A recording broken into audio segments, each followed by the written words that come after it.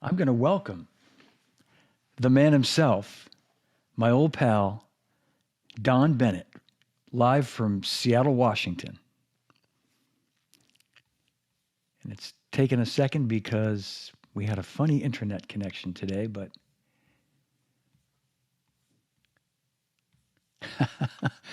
there he comes. There's a big thing right in your face. So there we are. You know, sometimes I don't time it right when I'm introing my guest. I try to time it so as I'm saying their name, they're coming into the picture, but sometimes it doesn't work that way. So I blew my introduction. No, it was probably me, Don. You played my fanfare, my intro music, and then I was out. I was in the wrong place. No, man. We're here so now. Good to see you. It's so good to see you. You too. Yeah, buddy. Look at that cool Ringo kit behind you. You know, is that cool or what? I mean, we were talking earlier. Is that also something that almost every drummer of our generation would in their life dream of having? And believe me, I consider myself extremely fortunate every time I look at that. That's why it's sitting in my office. Yeah. But yeah, that's pretty cool. That's pretty. This actually, pretty cool. This came. So if you want to really deep geek, this is identical to Ringo's third Black Oyster set. So in other words, the first super classic set, the first 22, 13, 16. Yeah. And it's the same year, everything.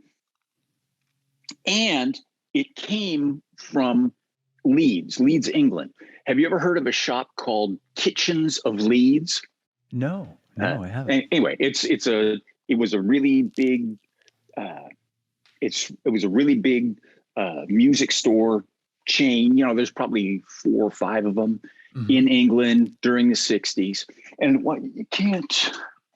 And that's a 65, Don? Was that when that would have been made? This is 63. 63 or 64. Okay. We need to get super class. Yeah. Okay. Yeah. We need to get Gary Astridge on the phone really quick to confirm all this stuff. Maybe Gary's watching and he'll type in and go 64. He'll know every nut, bolt, and screw and the pattern of the Black Oyster. Yes. Yeah. Well, I want to share with everybody. I think you might remember this. I contacted you back when I was working for Zildjian back in might have been the mid 2000s. I think I'd been to your shop and I'd seen this kit during a visit there with Greg Bissonette or somebody, or maybe Steve Gadd. That was the first time you were there. That was with Greg Bissonette. Yeah. And I called you because we wanted to have a Ringo replica kit at Zildjian. And you got back to me like the next day. We spoke on the phone and you said, I think I might be able to put something together for you. And you called me back like really quickly and you said, I got something. It's like 65 or something. The drum kit is amazing. It's at Zildjian today. Still there. All these years later. Yeah. Awesome. You even got period correct A Zildjian cymbals, which you would think at Zildjian we would have, but we didn't. You had like old A's to go with it. You had the correct hardware. You had a Buck Rogers snare stand. You had the Rogers memory lock. Maybe you put that on yourself, and you knew that I was a Ringo geek, and you said, now, do you want this with the Ludwig rail or do you want the Rogers the way Ringo did it? I said, we got to have it the Rogers, So anyway, thank you for that. Oh, man, that was great. And you know what else I remember about that? It was shortly after I got there, hey, Don, the drums are really cool, man. Everything's really cool, but I think you forgot to put the tom mount in there. You remember this conversation? I don't remember this, no. Okay. And it was like, yeah, I'm pretty sure it's in there. He said, well, and you were really nice about it. He said, I can just buy another one. It's okay. I can buy one. It's all cool. I said, John, I know it's in there. And so then you went back and you dug through all the packing stuff. And amongst all the packing stuff, there was the Rogers mount. Yeah. Easily, which could easily, I vaguely remember this now, and having a Rogers kit myself now. Yeah, that arm, it's kind of small, really, in the scheme of things. Yeah, it could and disappear in the packing. The way we got to pack stuff, you're packing stuff in the little corner of the box or something like that. Anyway, I think that's what happened. was just one of those things. Like when you started talking about that flashed back in my memory. Oh, that's cool. You know, a Ringo set is really what got me started in the whole vintage drum world. Long before I even had the notion of even thinking about having a drum shop, I wanted a Ringo set. And so I started, looking at the want ads and stuff and trying to find one. And, so a lot of times in the hunt, I would find some other drum set that was maybe a really good deal. I thought, well, maybe I'll buy that. And I could sell that to one of my students, and that'll help me get the money to buy the one I want when it gets there. And that just went on and on. Anyway, that initial hunt for one of those sets is what got that whole, buying and selling thing started, and got me really into vintage drums and all the geeky details. Yeah. And that was, I never in a million years ever was remotely interested in having a drum shop. And that's just how that evolved. That's pretty cool. So on that note, so when you started the drum shop, did it start as a drum studio first, as a teaching studio? Yes. Okay. Because the name is Donn Bennett Drum Studio, and yeah. Right. And yeah, you're not the first person to ask that. And it just kind of evolved. So initially it was just me. And then, it kind of got to the point it was all booked up and there was a little more space. So I got somebody else to, it was like I had more students than I could handle. So next step is to get somebody to help. And then pretty soon he was all booked up. And then it's like, anyway, it evolved from that. Then, of course, somebody said, well, you got all these drum students in out here. You should have some sticks and blah, blah, and heads. And yeah. And actually it was Rick. He was a Zildjian rep. Yeah. Rick Smith. Rick Smith, yeah. Who literally just knocked on the door one day, came in and said, would you consider carrying, he had Zildjian and Mapex. Yeah. I said, will you consider carrying new stuff? And I said, no, I just don't want to get into that. I have some used stuff and I just don't. Anyway, he kind of just stayed on that. Yeah. Drop in every now and then. Finally got me to agree to just getting a few Zildjian cymbals and a few Mapex drums, which of course, there was this opening order that when I got it, I was literally thinking, these will be in my will, right? I said, how in the world am I ever going to sell 20 cymbals?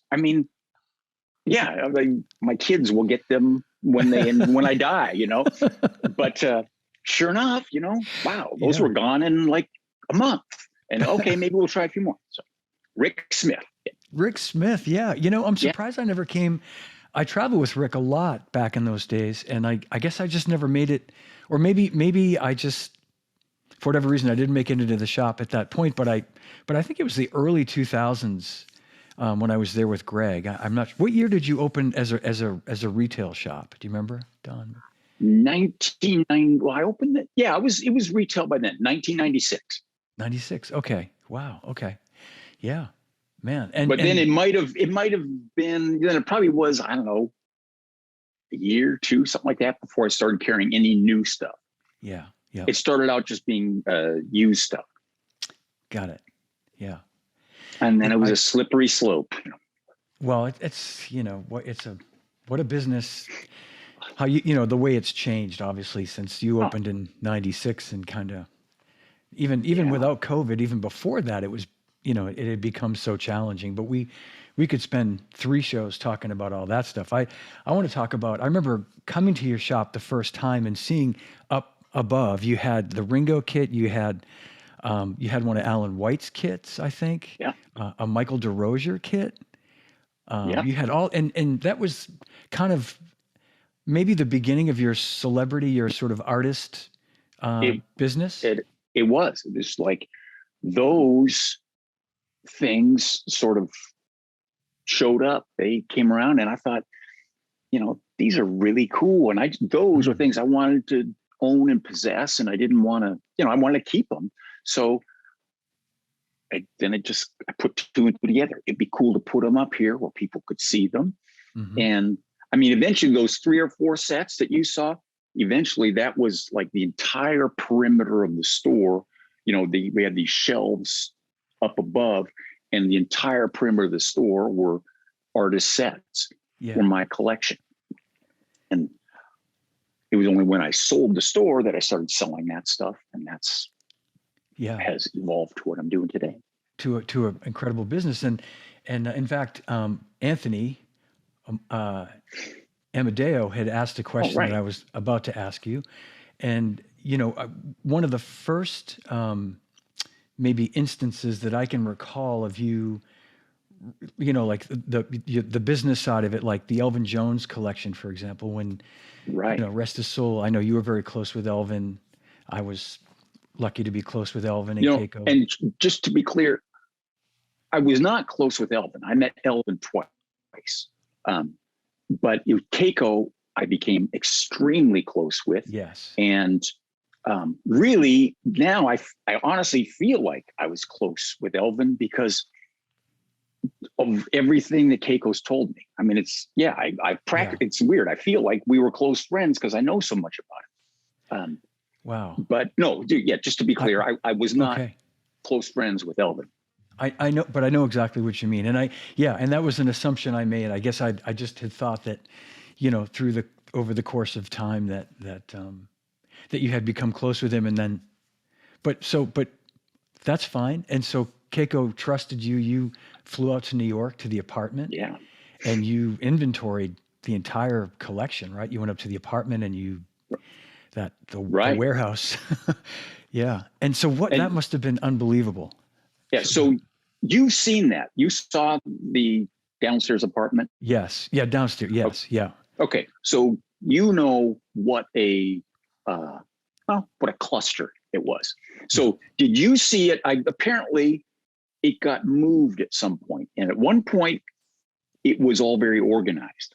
And then it got moved, I believe is when it went into the downstairs apartment. It got moved, there was some hurry, and it was basically everything got shoved in the downstairs apartment, and it was chaos. I mean, there was probably 10, 15 drum sets, and it wasn't like they were all stacked up. There was like the bass drums in the kitchen, the floor toms in the bathroom, times, 10 or whatever, how many sets. It was really a mess. Yeah. So it was me and Greg Keplinger, really one of the pioneer snare drum makers, he was extremely close with Elvin and Keiko. So he's sort of the one that brought me into that whole scenario. Yeah. Keiko had originally thought that she could handle selling the stuff on her own. And she effectively had a garage sale. And after one day of that, guys coming in and, I'll give you $20 for that. Yeah. Keiko was like, her life purpose was to take care of Elvin and make sure he was okay, and also that he got the respect that he deserved, and that nobody tried to hurt him or scam him, which had happened many, many times.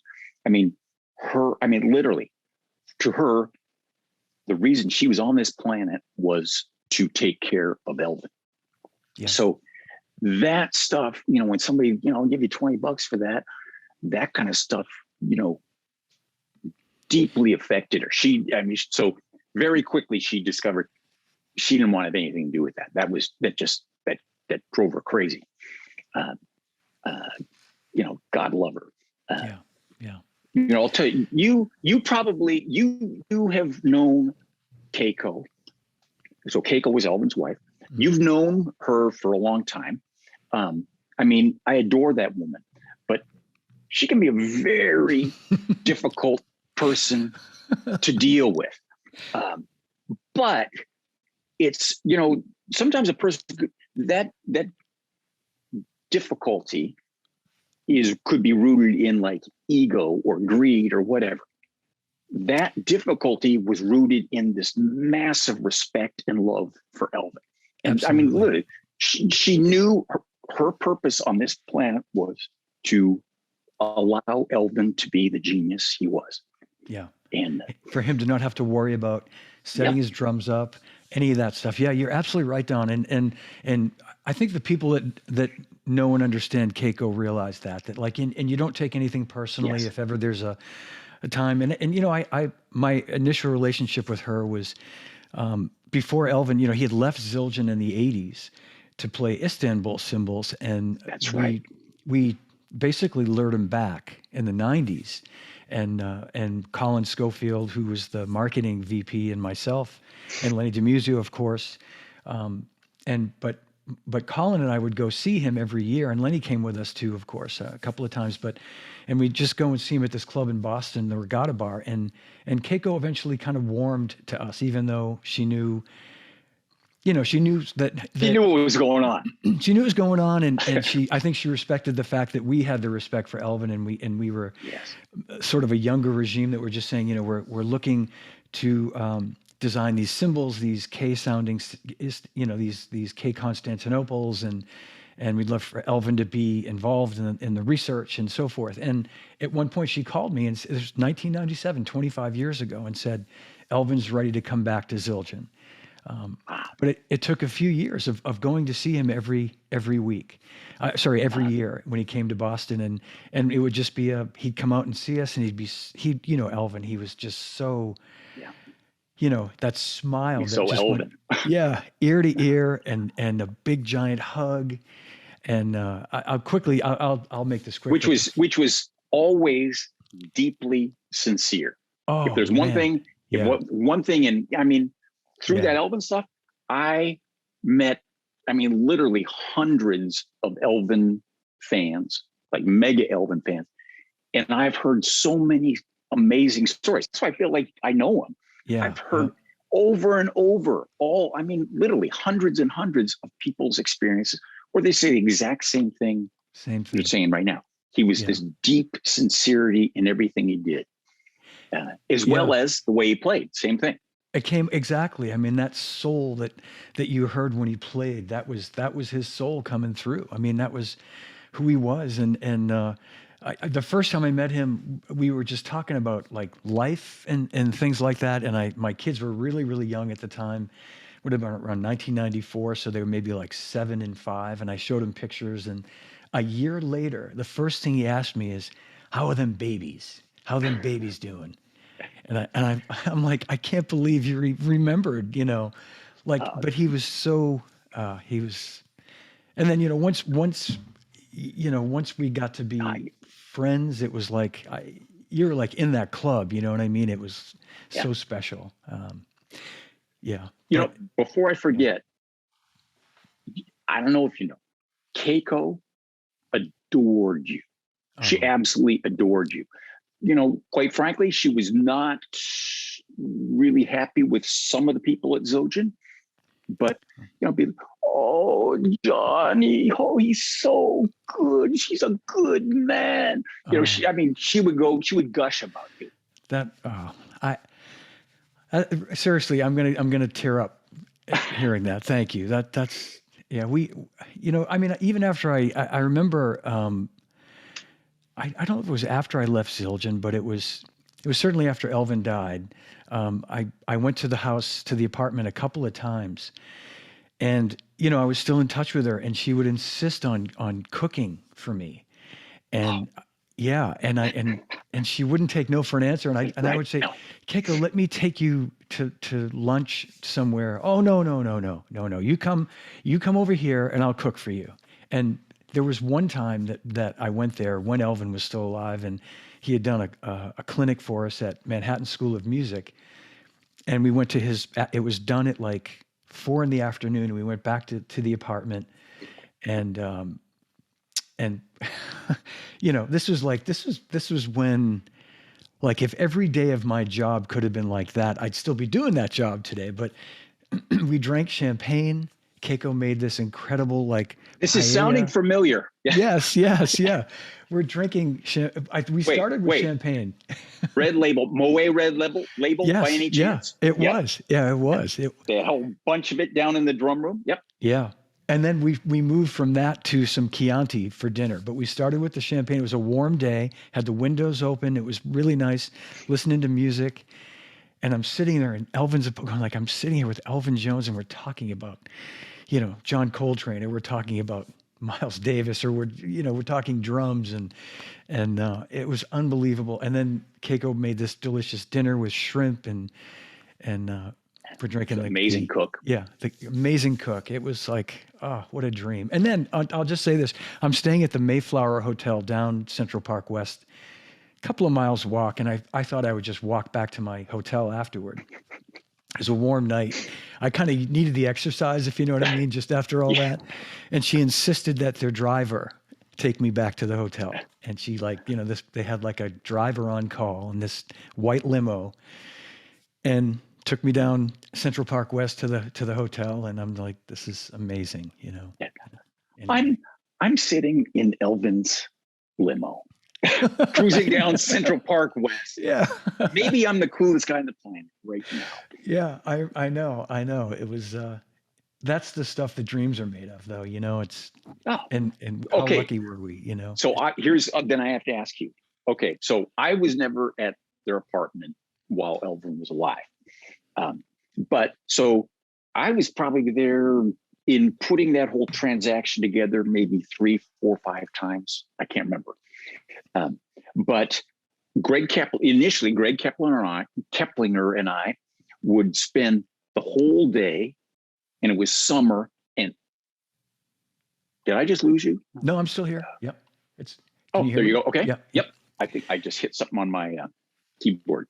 It was summer. We spent the whole day down in the basement, like archaeologists digging through all this stuff. I wish I had pictures to show you, but I mean, well, you saw it. It was like floor to ceiling drums in the whole thing. And it wasn't just up against the walls. Like, there could be like 3 drum sets worth thick.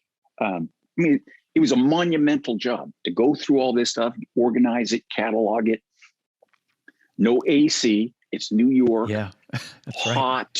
Right. The windows open. We got shirts off. I mean, we're doing hard physical labor lifting this stuff up. That went on all day. Then she said, "Okay, well, you guys worked long enough. Come on up and we'll have dinner." So dinner, went for about 5 hours. Yes. And Keiko at the time, she had sort of become a shut-in. And I think she said she hadn't been outside of her apartment for a very long time, whatever it was. She hadn't seen anybody for a long time. The champagne's flowing. And quite frankly, that 90-pound woman who was probably 20 years older than me drank me under the table. She wasn't batting an eye, and I could barely make it to the door when we were done. Which was just, there's another thing I love about her. Just amazing. I know. Yeah, I do. I know what you mean. Oh, that's awesome. Yeah. So her Elvin stories just kept going, and I'll never remember them all. But the thing was, there's a lot of drinking going on, and it just required 100% focus because just her English is sort of like her hybrid blend of English. But it was just amazing. I mean, she'd be telling me stories about, playing for presidents and these, bizarre situations they get themselves into, in some tiny European town. And anyway, it's just extraordinary. It was extraordinary sitting there listening to that. I know you've experienced it.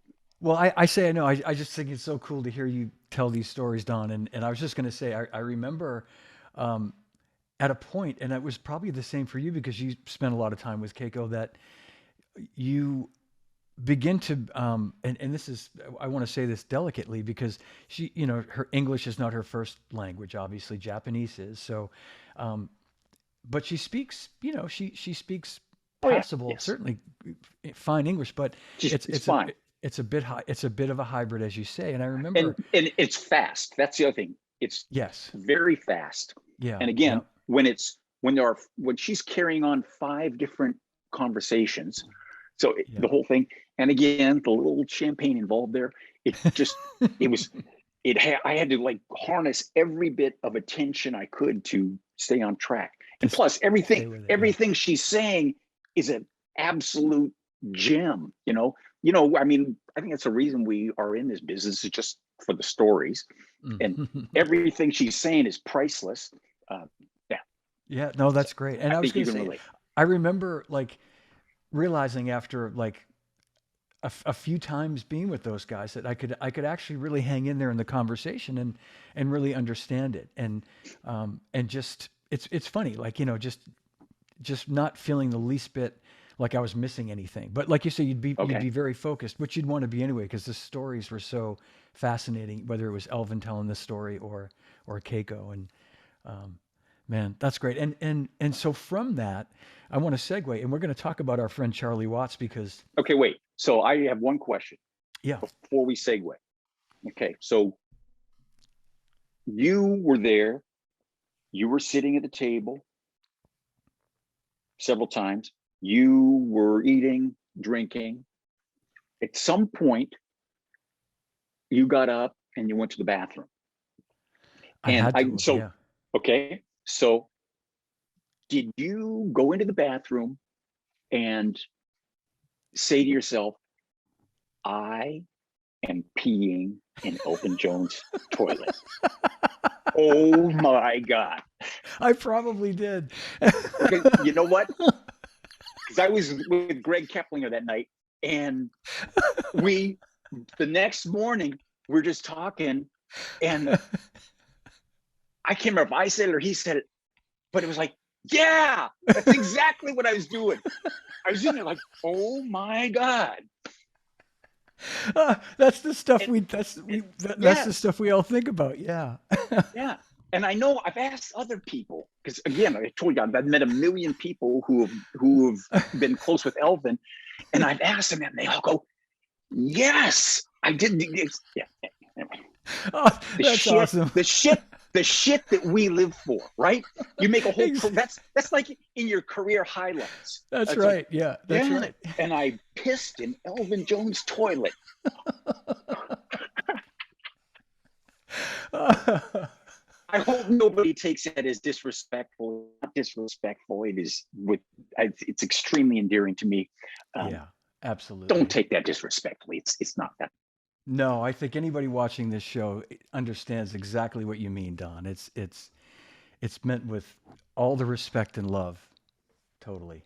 I was going to say this is going to be one of the most um, funny, interesting, amusing episodes of all Oh, the well, ones I've good. done. So anyway, Okay, so we should probably talk about some serious stuff. I was going to segue to the Charlie thing where you had this great idea of of uh, and I'm going to have you talk about this in a minute, but I want to see if you can see my either of these drum kits.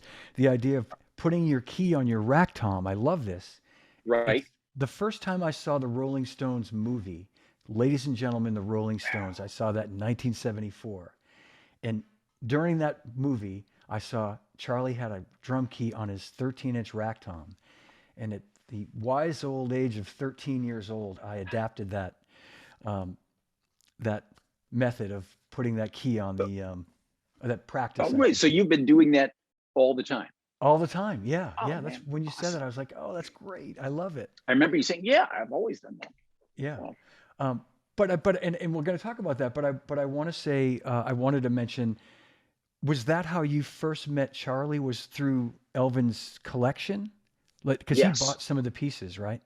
Yeah. yes, and that's kind of how my this whole goofy career I have has evolved. Is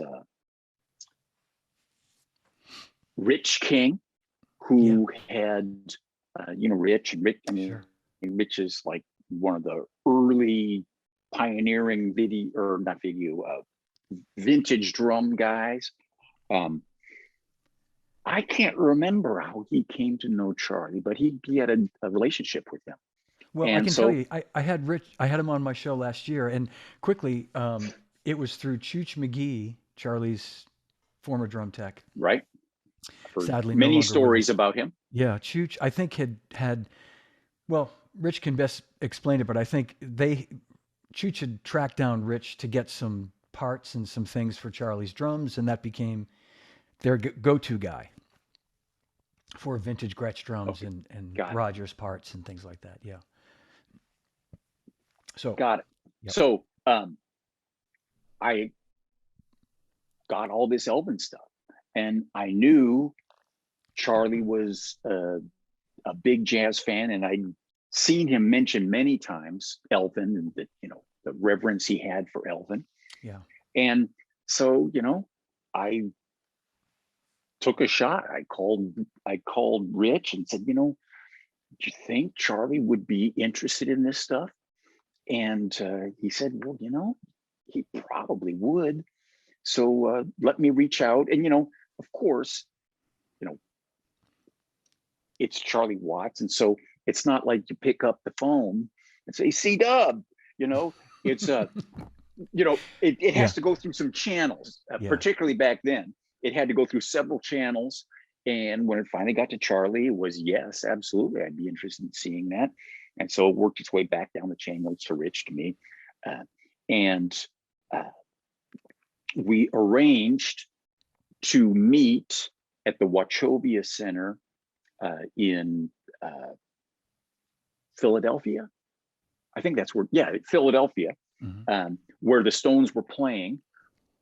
And, again, it was, of course, Donn, would you mind would you mind coming to Philadelphia? We'll be there. We'll be close by. Would you mind coming and maybe we could meet before the show? I'm like, are you twist my arm? Yeah, right. And so, we have like full backstage at the Rolling Stones. Again, I mean, who hasn't dreamt of that? I mean, we're talking, on the stage, literally standing on the stage at Charlie Watts' drum set at the Wachovia Center. Back in Charlie's dressing room. I mean, it's just like, are you kidding me? Yeah. And Charlie, would it be all right if you came? Anyway, so in that picture you saw, that's actually right off the stage.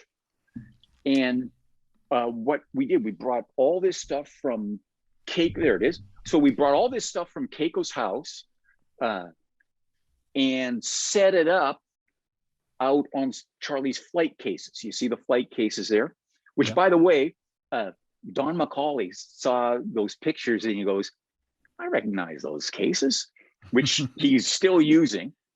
Yeah. Or was still using. And I don't know, maybe they're still using them for Steve Jordan. But anyway, so we set all this Elvin stuff up there. You can see in the corner, there's a Elvin, that's a Tama Bell brass snare. Right there. Yeah. Yep. And then right kind of under Charlie's arm, you can see a little bit of a maple Gretsch snare that right there was like custom. It wasn't custom made, but it was hot rodded for him by the guys at the professional drum.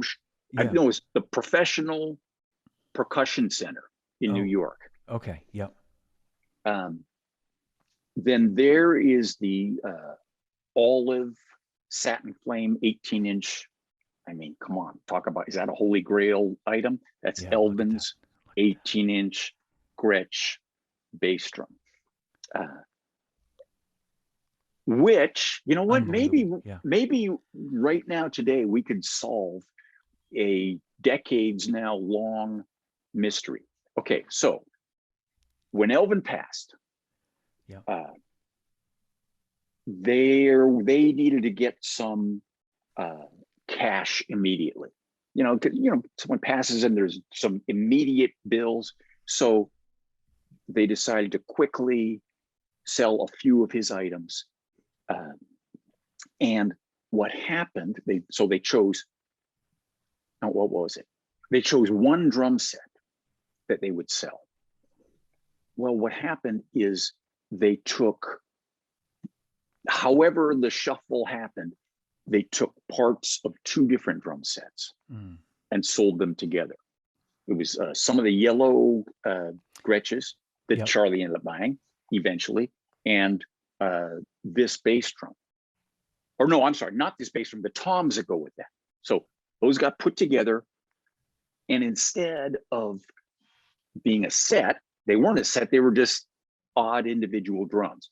Right. They didn't sell for very much. It was really heartbreaking to Keiko once she found out what happened. You know, what should have sold for a lot of money sold for very little. Anyway, so I was able, with the yellow drums, so she still had half the yellow drum set there, and this bass drum from the olive set. And so I was able to track down the guy who bought the other yellow drums, the yellow Gretches, and buy them back from him and put that set together, which Charlie eventually bought. You know, which is, you know, is great that, you know, he bought it, but really ultimately what was great about that is that it, you know, that set was reunited and it remains, well, it's still part of Charlie's collection. So I hope somebody out there knows where those other two toms went. They were sold in a Guernsey's auction. And I contacted them, and the people at Guernsey's relayed the message to the buyers, and I got a response from the yellow Gretsch guy, but not from the olive satin flame guy. So yeah, so the two missing drums are olive satin flame, 12 and 14. 12 and 14 toms. I saw the yellow drums. I don't remember seeing I saw the yellow drums when I was there. I feel like the last time I was there when Elvin was still alive was either 20 years ago, 2002 or 2003. He died in 2004. In fact, gosh, you know what? Today could be the anniversary. This would be freaky. A crazy, freaky, I think May 24th could be the coincidence. If anyone wants to look that up while we wait. Jeez. Anyway, but you know what? I think you might be right. We'll find out soon enough. We'll find out. It's right around this time for sure. Yeah. I hadn't even thought about that. But that's very interesting, Don. I did not know that the kid had been split up and then you actually tracked down that missing tom so that I just thought Charlie bought the set complete from Keiko or, you know, via you, but I didn't realize you actually did all that. No, it was quite a process. Yeah, man. I felt like a detective. But what a great service you did for both of them, you know, for Charlie and for Keiko and for Elvin, you know, rest his soul. Oh yeah. Yeah, I mean, trust me, I feel so extremely fortunate for that opportunity. And I mean that has been absolutely pivotal in my career, the Elvin stuff, because through that, I mean, shoot, I met Charlie Watts. I mean, if nothing else came out of that, that would be monumental. You know, I met Steve Jordan. I mean, those Benny Greb, all those guys bought pieces of Elvin stuff. And then, you know, hundreds of other really great people. You might not know their names, but really great people and people that are friends of mine now. So I feel extremely fortunate for that. Yeah, yeah. And we're getting word from many people who are watching that it was May 18th. So close, definitely close. We're close. Thanks everybody for confirming that. I knew it was 2004 and I knew it was around this time. So it was 6 days ago, would have been the anniversary date. But, you know, I know we all talk about this with friends that we've lost, you know, Charlie but you know, I definitely feel Elvin's presence, you know, when I do certain things and, you know, whether it's listening to music or, just remembering a certain, like you know, you remember a certain thing and then it just brings it back to Elvin. I go, oh yeah, I remember the time that we went to this place, and he was just such a thrill to be around. His energy was like, it was like Armand Zildjian. Like, you knew in that moment what you were.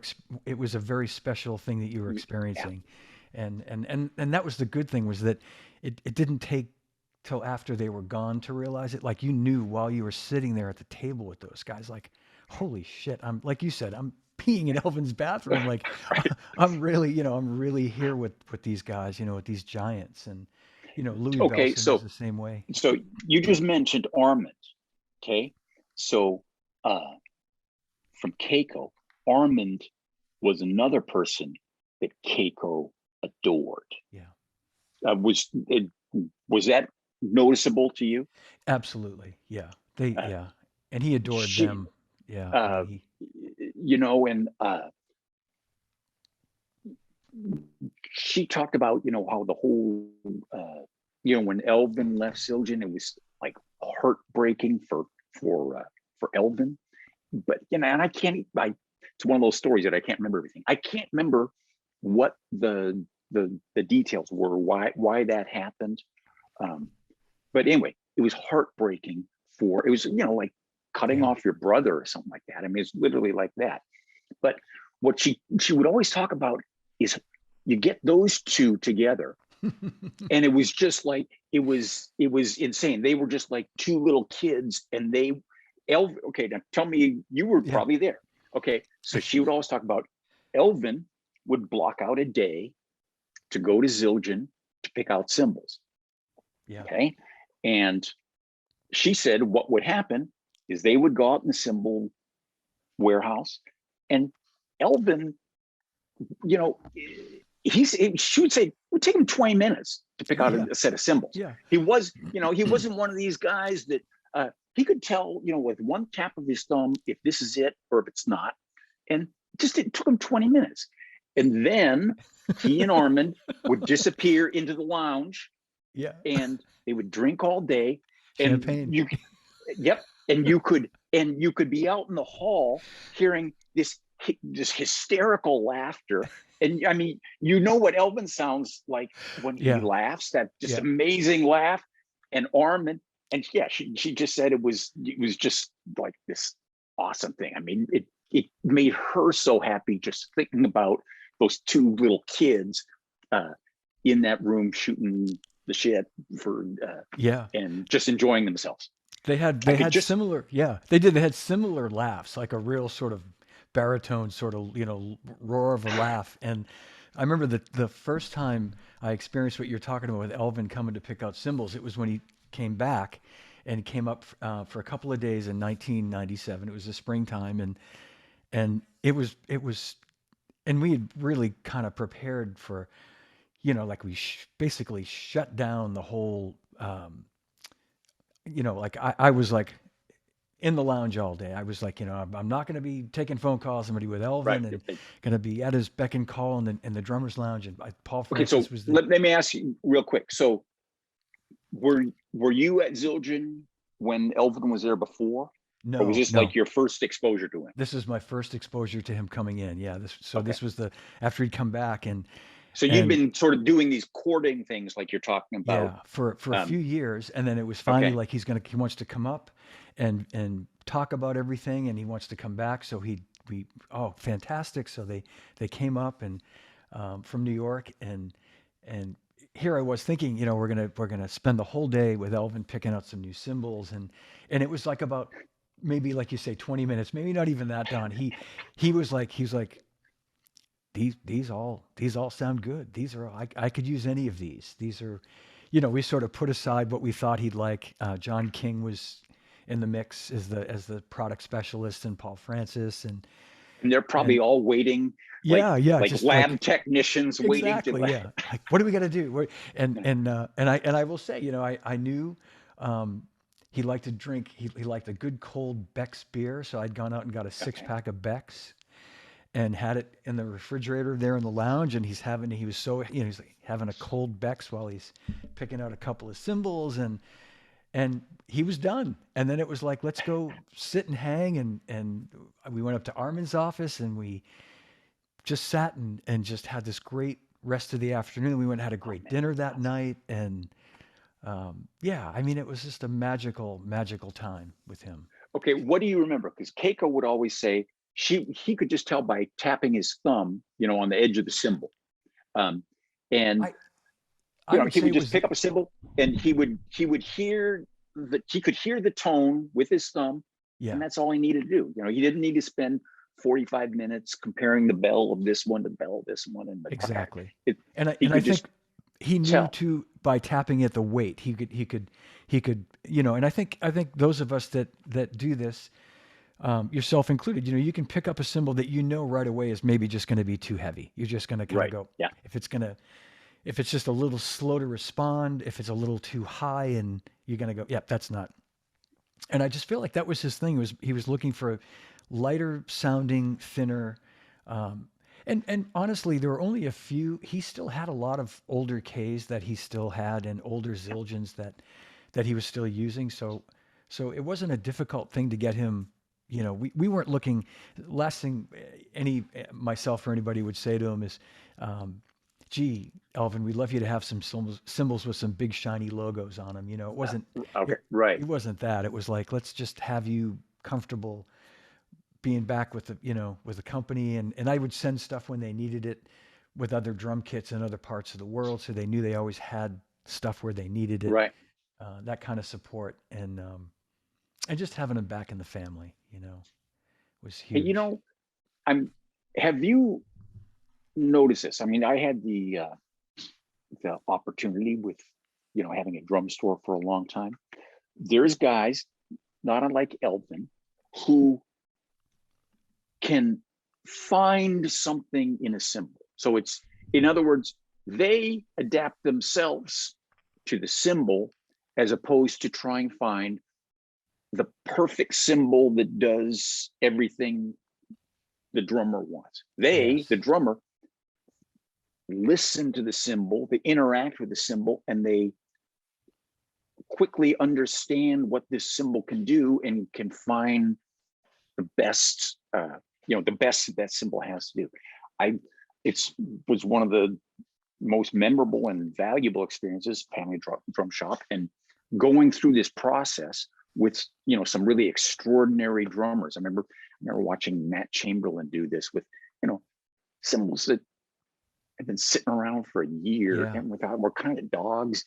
And all of a sudden he's doing something and it's just glorious. I remember Terry Lynn Carrington coming in, and same thing, sitting down. It's like everyone's going, what's that cymbal?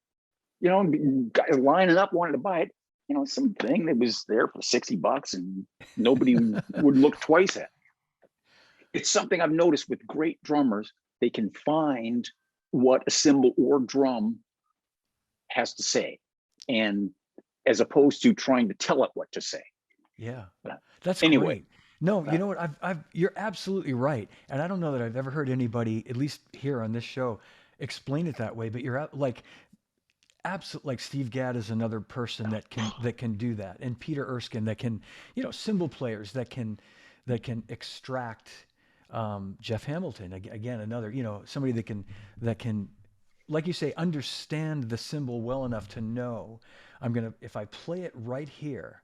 And that's I've had so many of these conversations with guys like Peter and Steve about how playing a ride cymbal is in many ways sort of a lost art with people in terms of knowing all the sounds you can get from one cymbal, and not relying on 3 more cymbals to get sounds you can get out of that one cymbal, right? Whether it be crash, bell, shoulder, washiness, or just a more stick sound, just in the way you play that cymbal.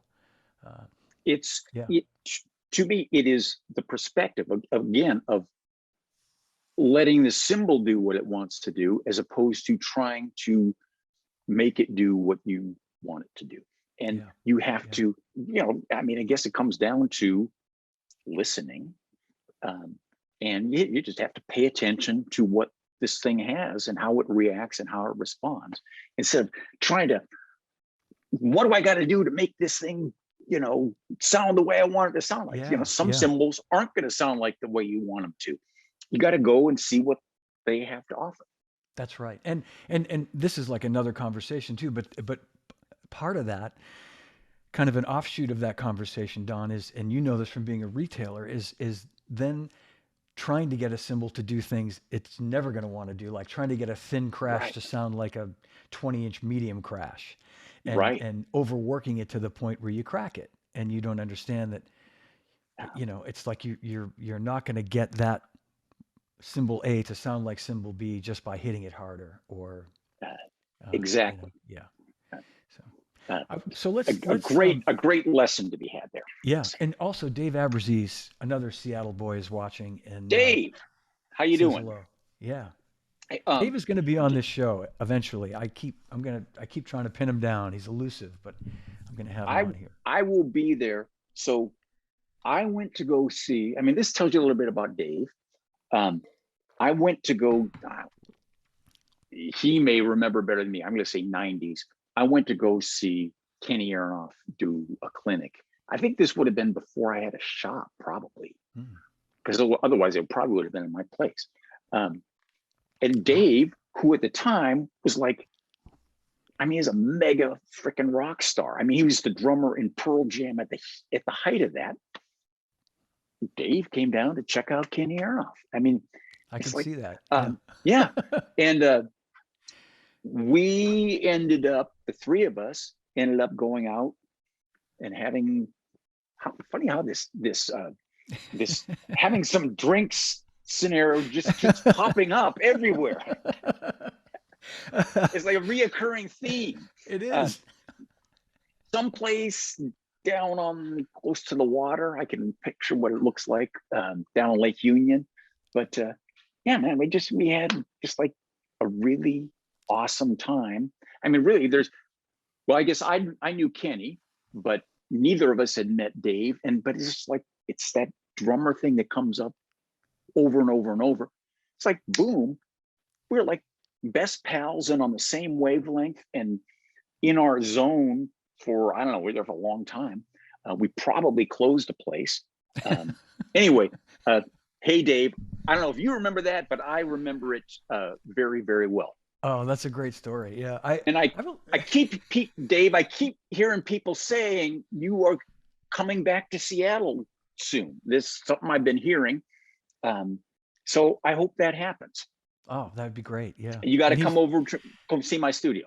And he's saying he's going to be on the show too. Yeah, he has to come see your studio.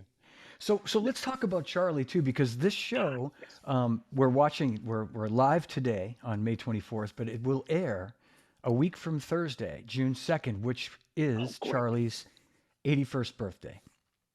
Yes. His heavenly birthday, June 2nd. And you had this great idea of doing a video and getting everybody to put their key on their rack tom. So how should we best communicate that? Do we want to talk about it here? We'll put a video out. We'll have people take pictures and. Yeah, let's start it here. Initiate what is going to happen, and then get a little bit of the backstory. I don't think everyone knows the whole Charlie Watts drum key thing. And then, that's what will happen.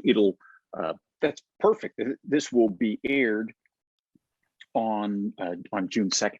Yeah, great. And we could post the pictures. I have this Facebook page, Charlie Watts Appreciation Group, that a lot of people that watch this show I know are members of that group, and we could put pictures on that page. We could put them on your page, on my page, anywhere we want. But the idea is they go everywhere.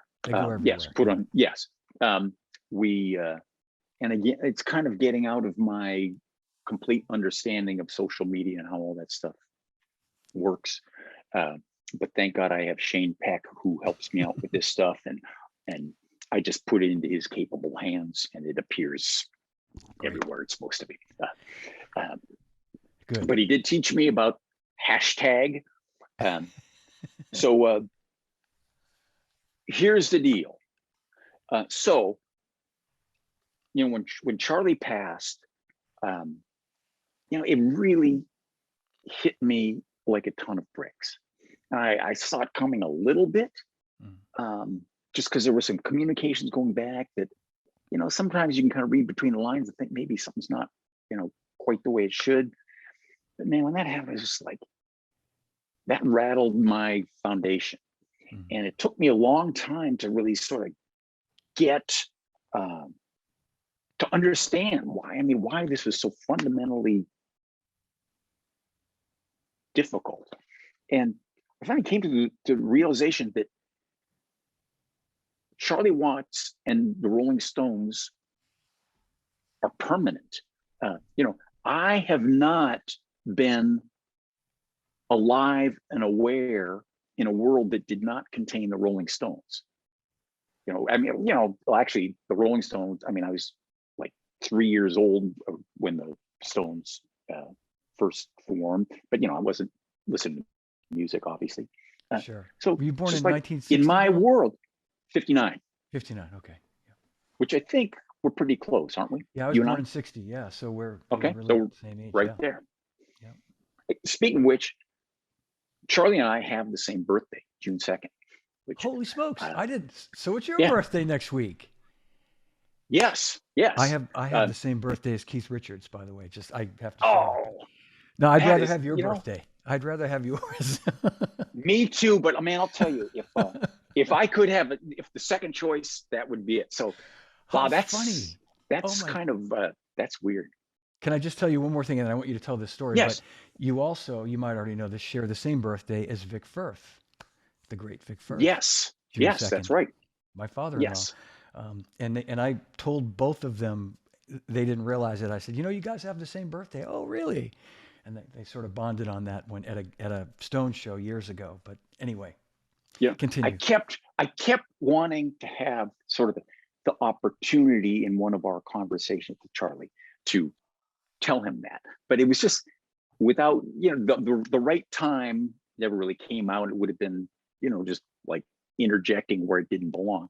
So I never told him that. I think Don McCauley told him, but it's like whatever. I'm sure Charlie would go like, oh, what he would say. What he would say to you is, because it's the same date as the Queen's Jubilee. She'll be celebrating this year. Will be her 70th year on the throne.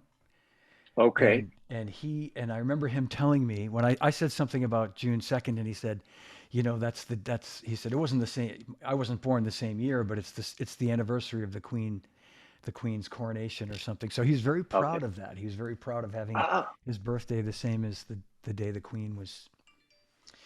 Well, see, and in true Charlie fashion, it'd be like, so what if it's my birthday? Who could possibly give a rat's ass about that? It would immediately take the attention off him. He never wanted the attention on him. It was just like, you're talking about something lead to him, boom, he was off onto something else. Oh man, you know what? I could do 20 episodes talking about Charlie Watts. I adored the guy. I know you did. And you could probably do 200 episodes. Well, we're going to do another one. We'll do another one and talk, because we're kind of running out of time now, but I want to, and we're going to do another one where we can really get into Hal and some of these other, close friends that you have. I know you were very close with Hal. Maybe tell a quick Hal story. If you probably have a million, but any great Hal anecdote would be great. Like, let's see. Hal was a walking anecdote machine. Yeah. Okay, so they're just endless. Hal could just So okay, probably one of the most significant.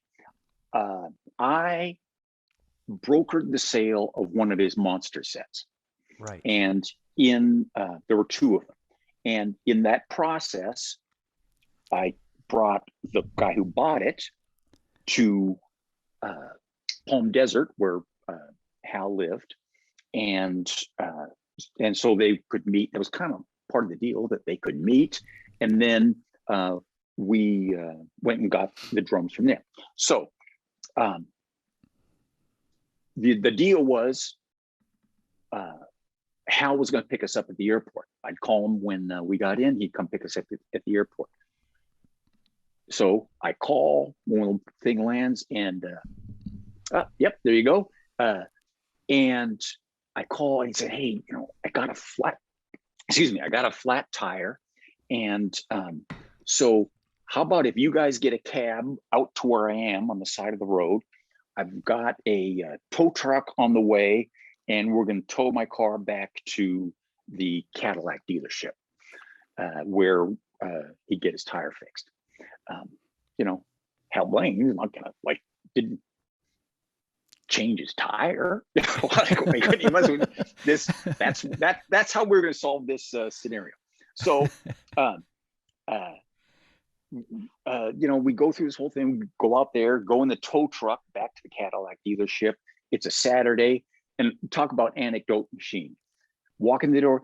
"Oh, hi, Hal." Oh, and then he said, "Hi, darling." He'd start talking to him, and he'd work. As he would do.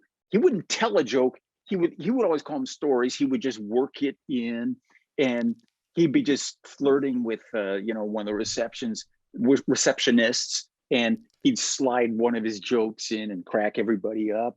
And then of course everyone's coming out saying, "Oh, hello, Mr. Blaine, great to see you." And they're saying, "Hey, Mr. Blaine, we are so sorry, but it is Saturday. We are packed busy.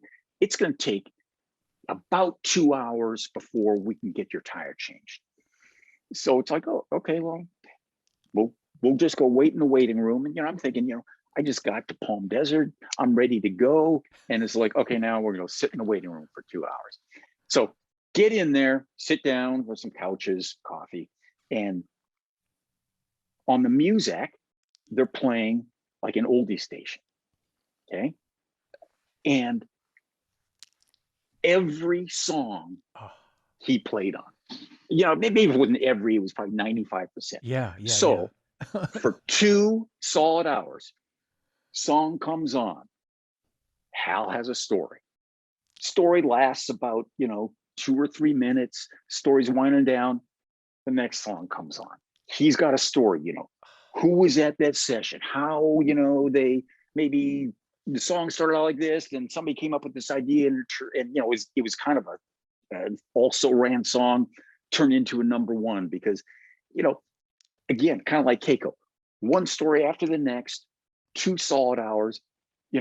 Me and the guy who was behind the set were just like spellbound, and we could have stayed for the whole 3 days. Anyway, and of course, he was just scratching the surface. Yeah. I mean, I think I figured this out once when I introduced him for a clinic, that if you took all of his recordings and played them back to back, it was something like 2.5 months to play every recording he ever did back to back. I mean, think about it. These are 3-minute songs, right? Yeah. So he was just barely scratching the surface. And as you pointed out too, because I remember doing that, like sitting there, like listening to it, like what we call the oldies station, which is kind of the stuff from the 60s mainly and 70s.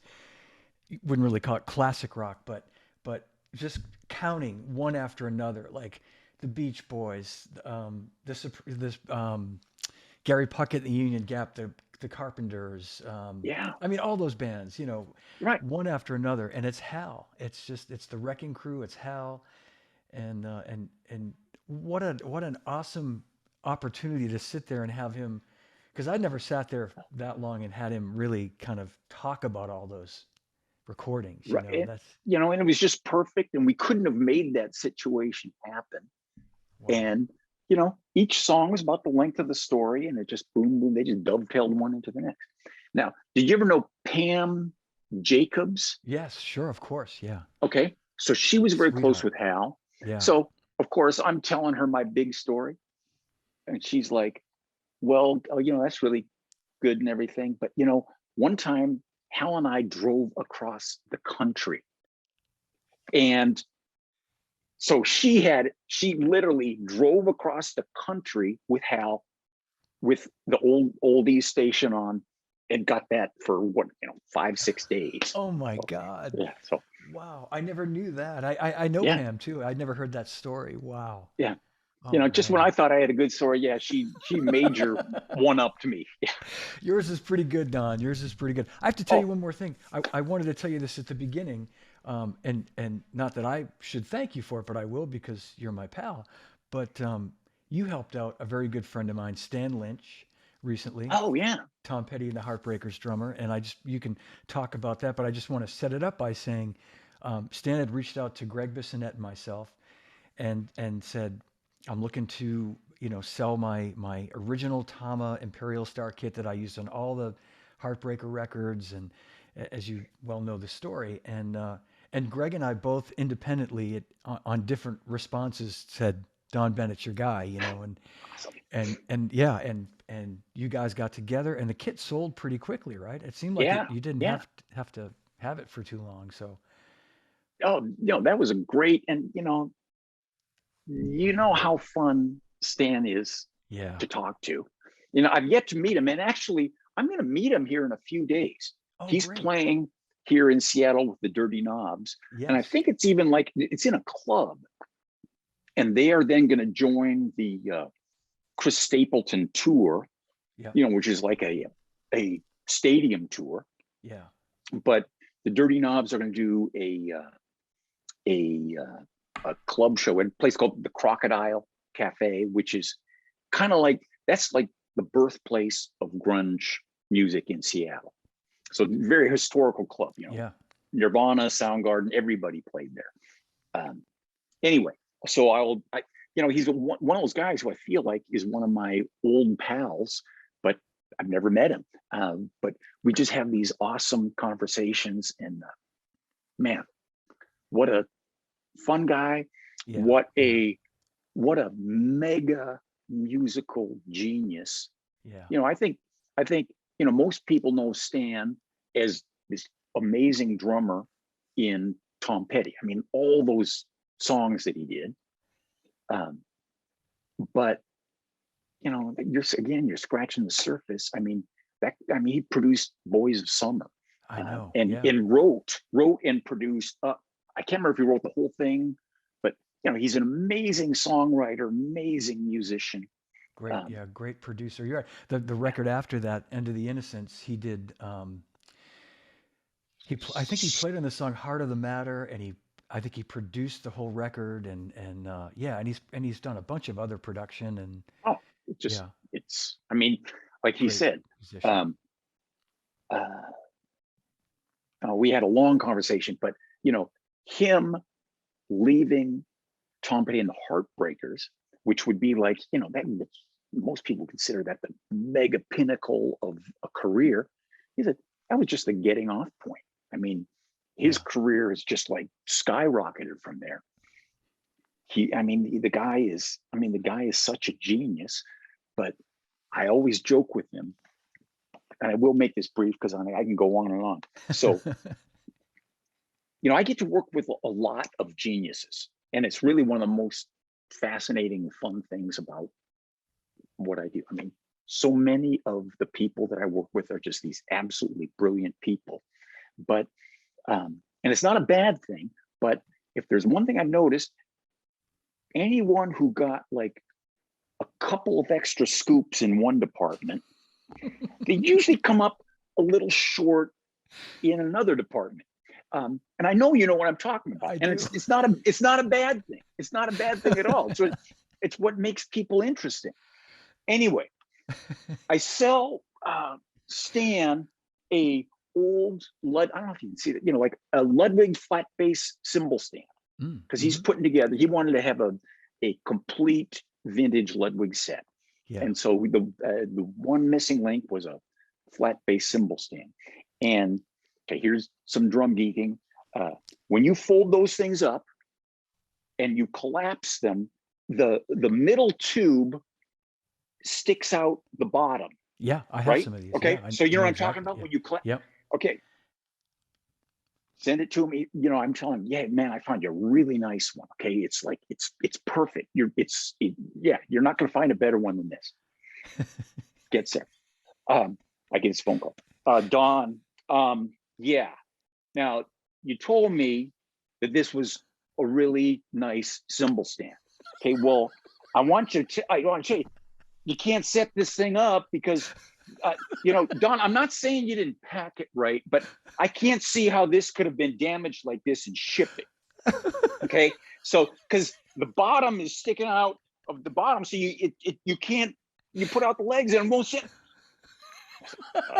Stan, try loosening that wing nut and pulling that up. And he's kind of like, oh, okay, never mind. I could see him. Yeah. It's so look, if I got nothing else out of that entire relationship, if I just got that story, that would be worth it. Yeah. And I always give him shit about it every time I see him, and we always have a great laugh about it. Oh, that's great, because he's like one of those. He's so self-effacing. You know what I mean? He's yes. I could see him going. Yeah, and I'm such a knucklehead. I don't know how to. Right. Yeah, I thought I could set up a cymbal stand, but I can't apparently.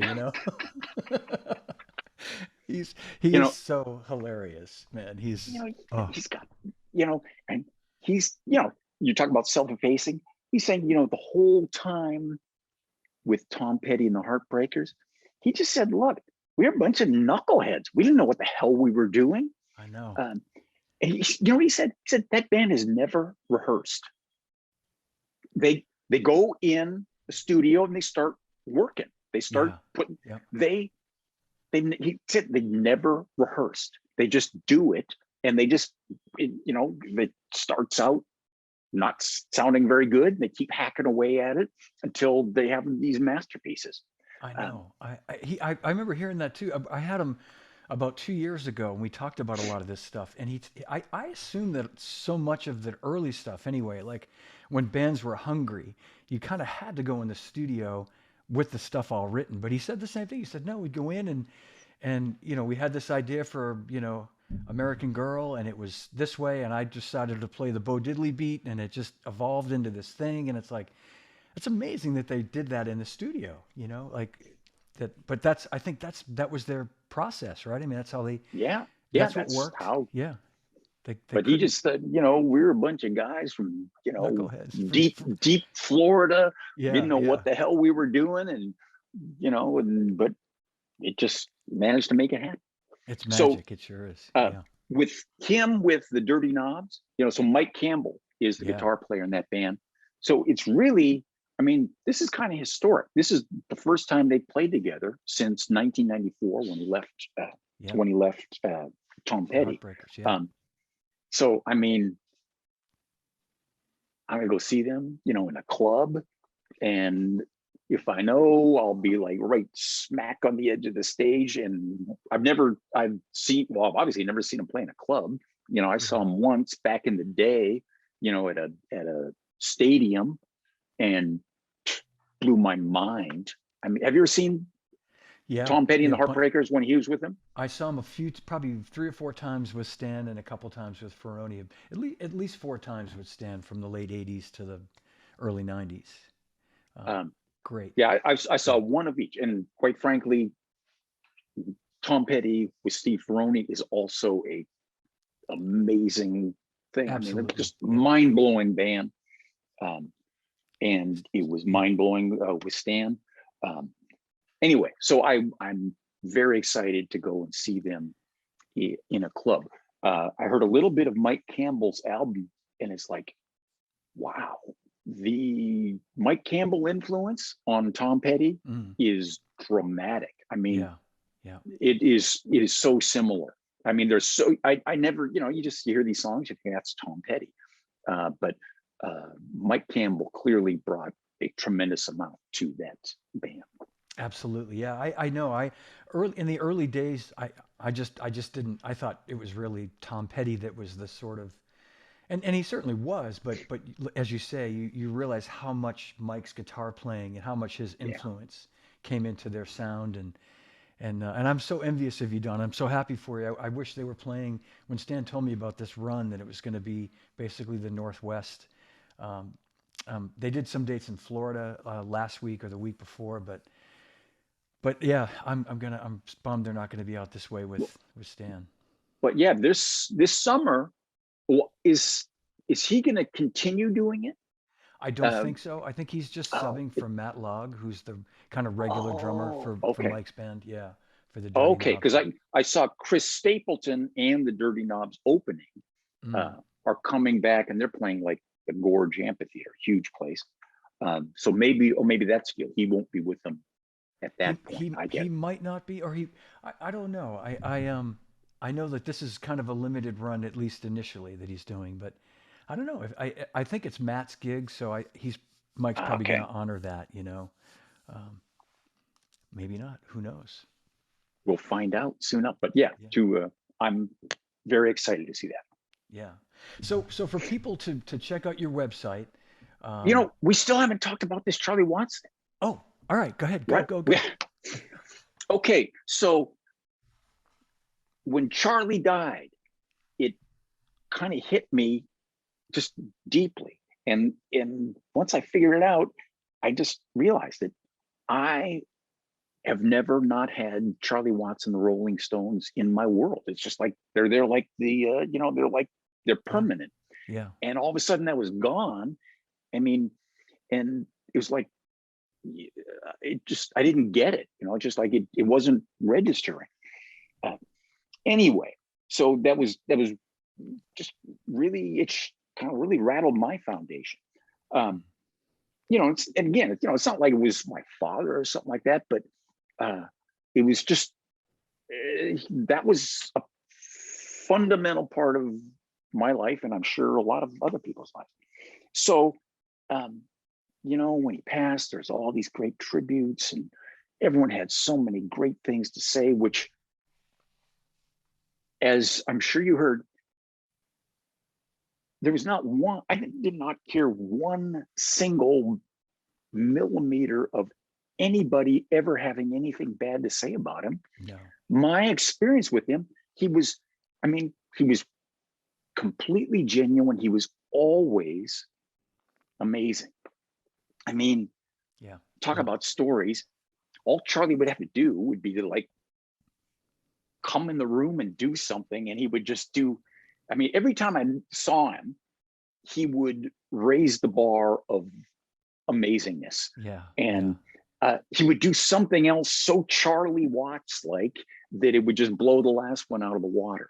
So, I mean, I just, it was kind of one with age. He just got like yeah. cooler and hipper and funnier and better. Yeah. It's yeah. I mean, it was just amazing. I was always Don McCauley, his tech. Yeah. I would. Great Don. He, great guy, Don. Are you kidding me? It sort of became his job to, on off times, or off, when they had a break on a tour, to go out and find something cool to do with Charlie. And it also would include Charlie's granddaughter, Charlotte. So Don would, and Don was always very, very respectful of Charlie's privacy because Charlie is very private. So, because he was, I understood that, I would get sort of the Reader's Digest version of these adventures. But I mean, can you imagine having that part of your job is like, go off and do cool shit with Charlie Watts? I know. Find some cool shit to do with Charlie Watts and go and do it and blow your mind. Anyway, yeah. So getting me back to where I was talking about, Charlie Watts could just come in the room and just be Charlie and just do amazing stuff. So again, I could go on forever. So when Charlie passed, there were all these great tributes, and I felt like I wanted to do something, but nothing was coming to my mind. And So just a few days ago, the idea came that, to me, I don't think there is a drummer, let alone musician, maybe even person, who cannot say they were positively influenced by Charlie Watts and the Rolling Stones, and what Charlie and what he did with the Rolling Stones. I mean, I would challenge anybody I would challenge that argument. Anybody tell me how they have existed in this world and not been affected by the Rolling Stones and Charlie Watts. So I'm thinking, how can I show my respect, my appreciation?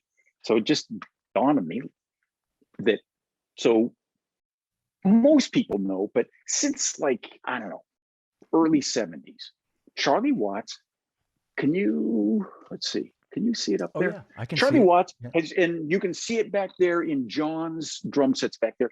Charlie Watts always kept his tuning key right here on this lug, and there it's at. Look at any picture of Charlie Watts playing, and there it is. So I had this goofy idea. How about if, well, it started with me, that I'm going to put my key up there, and it's going to sit there all the time. And that's my way of showing my respect for Charlie. And as I'm sitting there playing my drums, out of the corner of my eye, I'm going to see that key there. And he's just going to kind of bring him back into my mind while I'm playing. So from there, I thought, why don't I invite every drummer who has been positively affected by Charlie and, respected Charlie, to show their appreciation by simply, when they play the drums, just put your key up there. And any drummer that walks in the room that the show you're at, they look up there, they see your key there, and they know you appreciate Charlie Watts. And if they don't know and they ask you, how come you put your key up there? Then you can explain. Whoops, lost the gold record there. There you go. You can explain. You can explain who Charlie Watts was and why he was so important. So what I want to invite every drummer to do is, on Charlie Watts' birthday, June 2nd, to take a picture or video of yourself, post a picture of you with the hashtag Thanks Charlie. And then from now on, every time you play the drums, just put your key up there. And that's your way of letting the world know that you love and appreciate what Charlie Watts did for all of us. So that's great. Hashtag Thanks Charlie. And really, my hope is, from here on out, every time any drummer I see on stage, there it is. I want to see that key up there, and that's a little way of keeping the amazing stuff that Charlie Watts gave us, of keeping that going. That's great. I love it, Donn. That's awesome. Yeah. Thank you. It's simple. That doesn't take much effort, and simple and effective. There you go. Look at Charlie. Look at him. I mean, is that like the coolest guy? I mean, look at that blazer. Look at just the look on his face. Yeah, man, the guy's crazy. I know. I love that guy. Me too. I love him and I miss him. And You know what? I started thinking, it's like, oh no more Charlie Watts amazing experiences. No more amazing Charlie Watts stories. No more Charlie Watts saying one word and blowing my mind.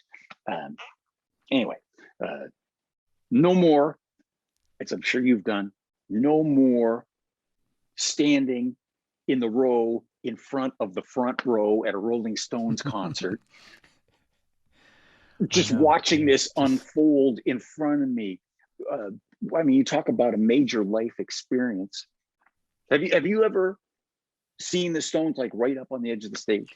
I have, yeah, a few times. You know, watching them and the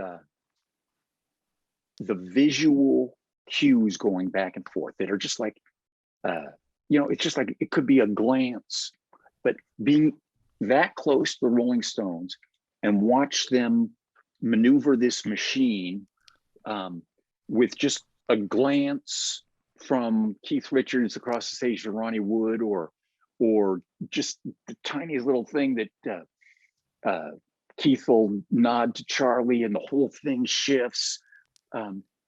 Watching that play out, just like blowing my mind. You know what? Have all those things? Yeah. Have you ever heard? Don McCauley told me about this. They call it the red zone, and it's the space between Charlie and Keith's amp. Yes. And that's where this absolute magic that is the Rolling Stones occurs. Is that interplay between the two of them? Yeah. And there is the coveted red zone. And so there's a handful of people in the world that have ever sat there. So Don McCauley has sat there and experienced it. Jim Keltner has sat there and experienced it. He told me about that, and again, I dreamed, oh my God, someday I'm going to sit in the red zone and feel that. I mean, what I was telling you about what it was like at the front of the stage was probably like a zillimeter of what it was like in the zone. So, you know what? Maybe it's better it didn't happen. Something I can dream of, and dreams are a good thing to have. Keep you looking forward. Exactly. No, the first time I met Charlie, it wasn't the first time I'd seen the band. In '97, I saw them in New Jersey, and I watched a good part of it from basically not side stage, but kind of behind Charlie, off to the kind of where Chooch McGee was at the time, and that was probably a seat that the person you're with was saying, these seats suck. They're behind the stage, and you're like eating it up. Right? Yeah, it was unbelievable. I remember Dan Aykroyd and his two sons came up before the show, and they came up and like, it was like they knew all the guys in the band. It was funny. They come walking up, and Dan Aykroyd puts his hand out and he goes, "How you doing, Danny Aykroyd?" And I'm like, I know who you are. Really? His kids introduced themselves. They're like the nicest group. And then Chooch is like, "I'm going to have you stay here. You can stay here for the first bit. And then, if you want, I can get you, there's a seat out by the mixer, by the soundboard."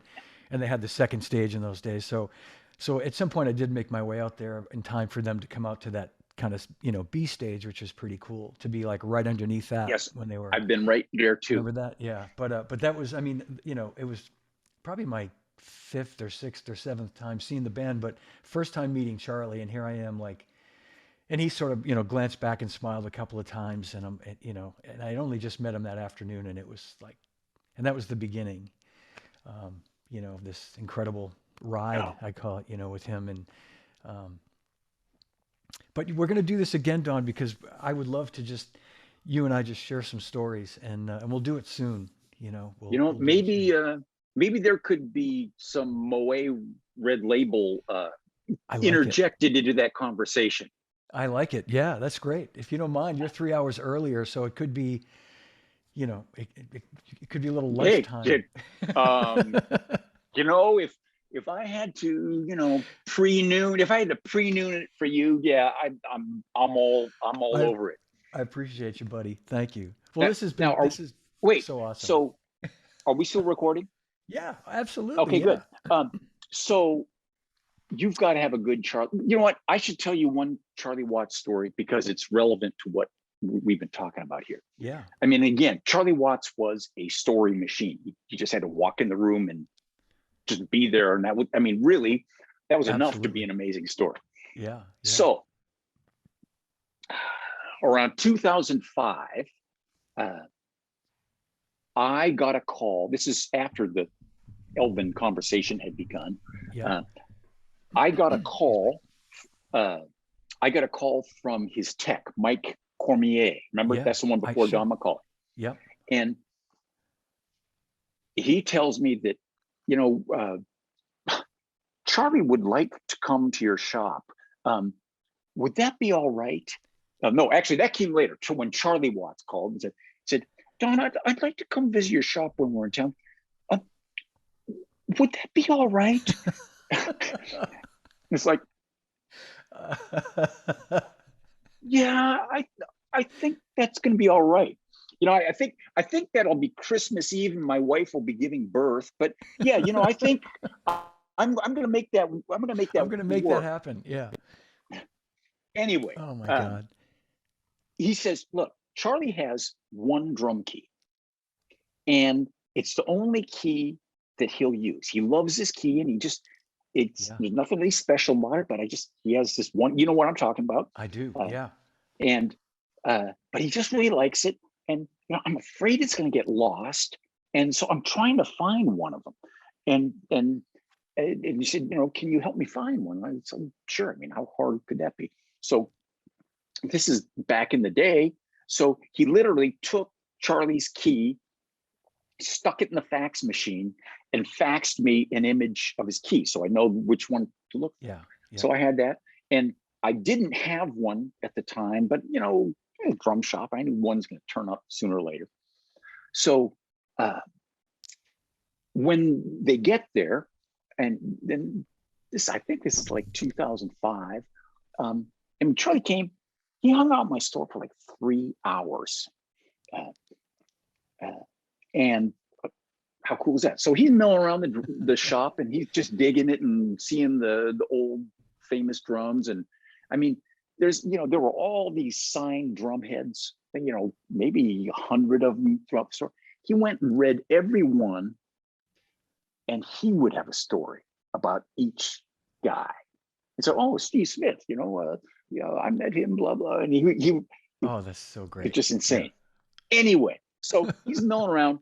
At one point, I'm talking to Mike, Charlie's tech, and he says to me, you know, were you able to find that drum key? And I said, no, you know, I haven't been able to find one yet, but I know I can find one. It won't be that hard. I will definitely get you one, but I just don't have one. And Charlie kind of overhears this, and he goes, well, what are you guys talking about? What drum key? And so Mike says, well, you know, your drum key, you know, I'm afraid, you know, I just thought it would be good to have a backup for it, you know. And Charlie looks at him kind of puzzled, and even maybe a little bit irritated, and he goes, but I already have one. So Yeah. so you know, here, as you well know, you know, most touring bands that are out there, I mean, drummers got a 10-piece drum kit, and every piece in Yeah. triplicate, right? Yes. And you know, he calls you up, yeah, I need 40 cymbals for this tour. Okay, here's Charlie with his little 4-piece kit, and he cannot really fathom why should I need another drum key? I've got one, it's right there. That's outstanding. Anyway, so that story is part of what led to this whole Yes. idea. Yeah. It's great. No, it's great. And I just want to tell you this. It's what you said is right in line with when I was working retail in the early 80s, being a kid, 19, 20-year-old kid obsessed with Charlie, and remember talking to the Gretsch rep who, Charlie never really had an official endorsement with Gretsch. As we Right. know, he bought all his drums and he let them use his picture in their catalogs, but he wasn't really a signed endorser, so to speak. But I remember the rep telling me that Gretsch had made contact with the Stones office, through, to Charlie via their office and wanted to send him some new drums. This would have been in the early 80s, and I think when they were trying to get their techwear off the ground and all that. And his answer was, this is what the Gretsch rep told me was, Charlie's answer was, but I've already got a drum set. I don't, they're like, we'll give you, and this is for Gretsch in those days, to give somebody a free set of drums is probably Right. Tony Williams, right? Harvey Mason and that's probably it in those days. Phil Collins is going to get a free drum set. Everybody else is going to pay for him. And Charlie's answer was, It's the same thing. Yeah, I've already got one. I don't need any more drums. One. I've got one. Oh, well, that makes my story even cooler because, Yeah. oh my God, I'm glad you told me that. That's hysterical. Oh, Don, this has been a blast, man. We're going to do it again. I'm going to be in touch because we have only really just scraped the surface here. So scratch the surface, whatever the saying is. And there's my friend Rick Marotta calling me right on cue. Rick Marotta? Yeah. Hey, man, how you doing? We've met, but, and then of course I always get him and his brother confused. I can never remember which one it was that I was talking with. Well, I love to confuse the two of them on purpose. I do. Okay. I'll say to Rick, I loved your work with Orleans or, or, I don't know, any one of the bands that Jerry's played with and vice versa, because it's just fun to mess with them. The way of rattling their cage. Yeah. Hey, you know what? Yeah. Why don't you come out here and we'll do one of your drum rooms from here? I should do that. When was the last time you were on the West Coast? I haven't been up in Seattle probably since I last saw you at your shop in 2000. No, I think I might have been up that way in 2012, but 10 years at least. I used to go out to LA all the time still, but if you come to Seattle, I will line up a bunch of drummers and we'll make it insane. We'll make the most epic episode that you've ever had. Okay? I love this idea. Yeah, Michael Shreve lives in town, right? Oh, yeah. Yep. Alan White. Alan. Is Matt Mike DeRozier. Mike DeRozier. Matt Chamberlain is in LA, but he comes back and forth. Yeah. But there's a lot of guys who live in LA and around that are routinely here. Chad Smith is here pretty often. Yeah. Matt Cameron still lives up that way, right? Oh yeah. Yep. Yeah. Great. And again, just what we're talking about. How fortunate was I having a drum shop and all these amazing drummers are right here in my town. I mean, really, I was in a little suburb of Seattle. I'm not in LA. I'm not in New York. I'm not in Chicago. And there's just like a whole cast of like some of the greatest drummers that ever lived, within 15 minutes. I mean, that's pretty great. Yeah, it's pretty great. I could go on and on. And I was going to say I can go on and on. I have kind of gone on and on here.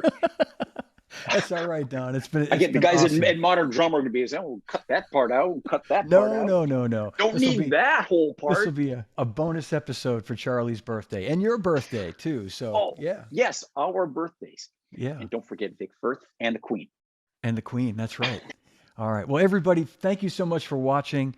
A giant hand from my buddy Donn Bennett. Everybody. And Johnny G. Oh man, so good to see you, buddy. Oh man, you too. And I'm serious. You got to come out here.